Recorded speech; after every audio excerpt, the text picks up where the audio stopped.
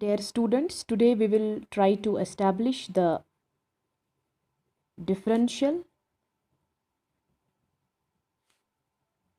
equation of motion under a central force.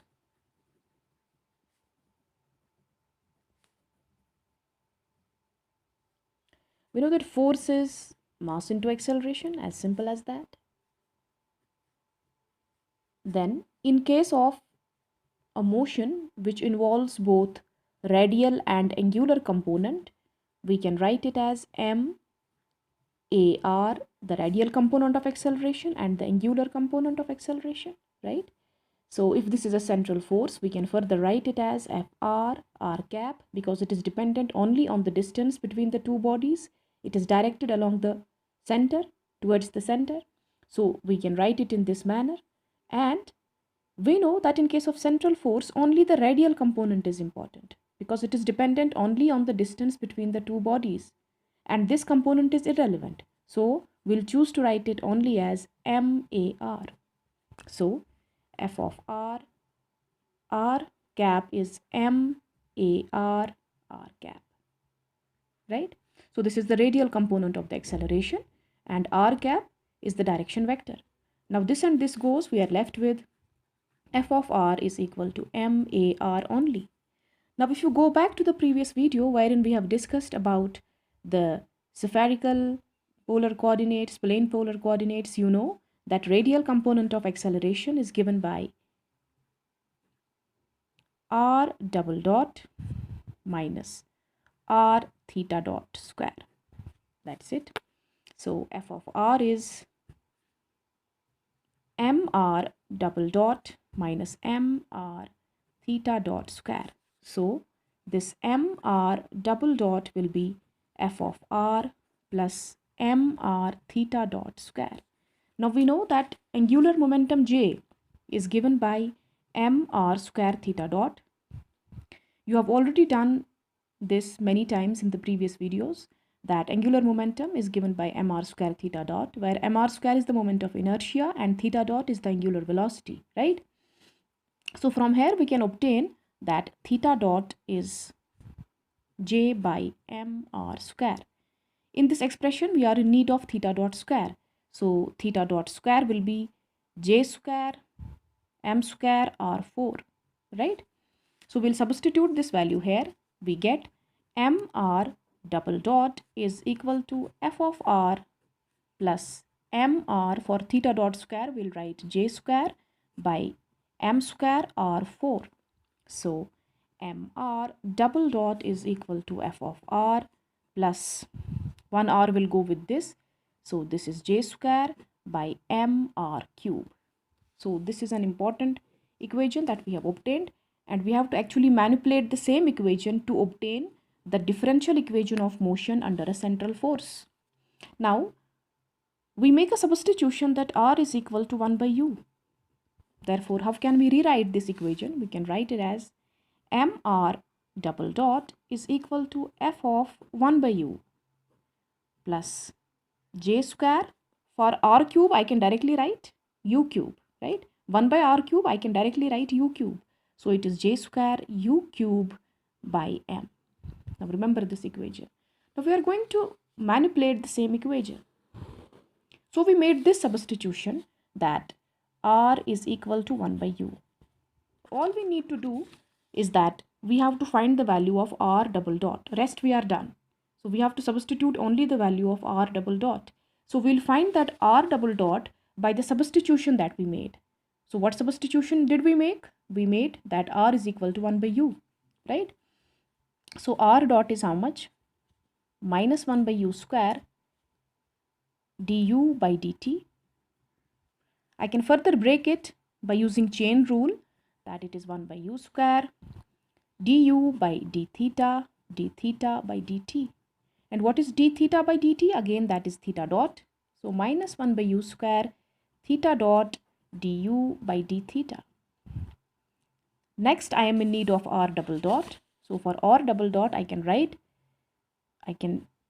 differentiate it again with respect to time. So it will be minus 1 by u square theta dot d by dt of du by d theta, right? So this will be minus 1 by u square theta dot. So for this again I can break it by chain rule. So it is d by d theta by dt into du by d theta. D theta by dt is again theta dot. So you are obtaining minus theta dot square by u square, and this is d square u by d theta square. This is r double dot. Now for this theta dot square, you can again use this expression. So r double dot will be, so for theta dot square, you can write it is j square by m square r4 and this u square. So d square u by d theta square. Of course, this minus sign is here. Now this one of the u square will get cancelled with r square because they are reciprocal of each other, right? So you are left with minus j square u square by m square d square u by d theta square, r double dot. So once you obtain this r double dot, you can substitute it in this equation. And once we do that, what do we get? We get m for r double dot. This r double dot, you need to substitute this. It is minus j square u square by m square d square u by d theta square. This is equal to f of 1 by u plus this j square, this term, j square u cube. So it is j square u cube by m. Then you can carry it forth. So this is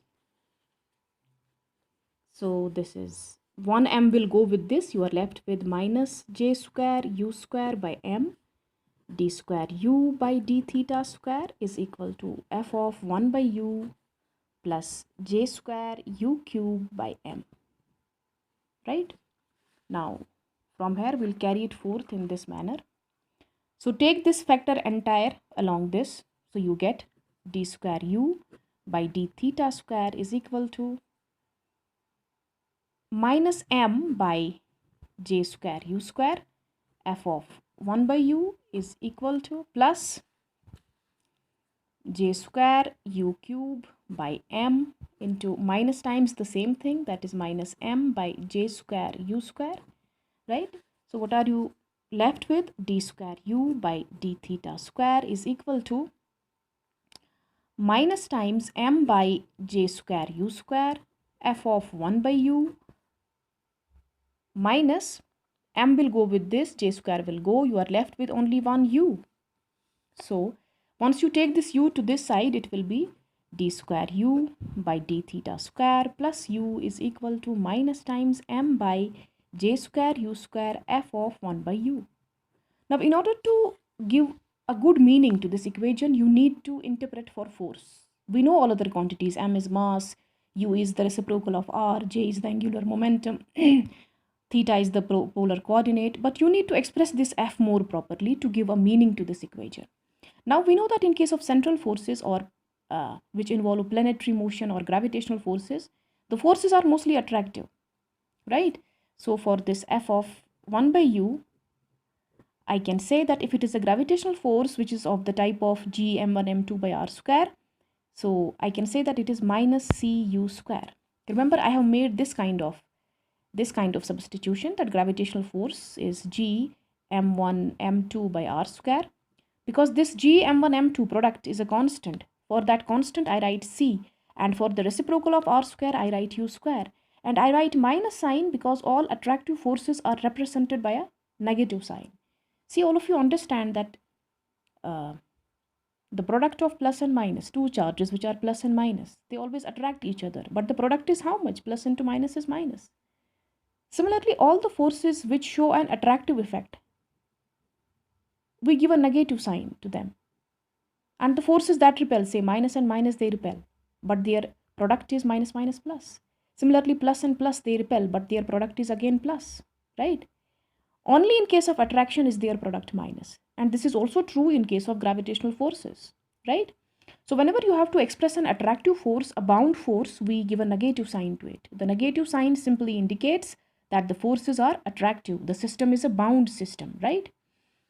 So once you substitute that value here, you get d square u by d theta square plus u is equal to, so minus and minus will be plus now. It will be m by j square u square and cu square. This will go with this, right? So you are essentially left with d square u by d theta square plus u is equal to mc by j square. So you can take this mc by j square on left side. You get d square u by d theta square plus u minus mc by j square is equal to 0. You can further manipulate it this way, that d square by d theta square of, for this term, for the first term, I can manipulate it this way. It is u minus mc by j square. And it doesn't make a difference because m is constant, c is constant, and j is constant in case of a central force motion. So this entire term is a constant, and we know that its differential will be 0. Therefore, it doesn't matter that if we replace this u by u minus mc by j square, and then we are left with this term, that is plus u minus mc by j square. This is equal to 0. So I hope all of you have understood well why did I make this kind of manipulation. Because mc and j are all constants and differentiation of a constant is 0, the equation essentially remains the same. But it gives it a picture, it gives it a sense. So I can replace this u minus mc by j square by a substitution, say y. So I put this factor equal to y. And what does this equation turn out to be? It turns out to be d square y by d theta square plus y is equal to 0. And this is the second order differential equation. And you have already been taught in detail the differential equations, right? And we know the solution of this kind of an equation can be expressed as y is equal to a cos theta, right? For this y, again I will write that it is equal to u minus mc by j square is equal to a cos theta. So this u is equal to, once I take it to this side, it is plus mc by j square a cos theta. For this u, again I can write it back in the form of r. So u was only a substitution. It does not have any other meaning. It was only a substitution for 1 by r. So u is 1 by r. I am writing it back. I am taking this mc by j square as a common term. Inside I am left with 1 plus aj square by mc. I hope you understand that this and this will go, this and this will go. We are left with a only, and then cos theta. So if you have done solid geometry and plane geometry in mathematics, I hope all of you will be able to recognize this with the equation of conic section.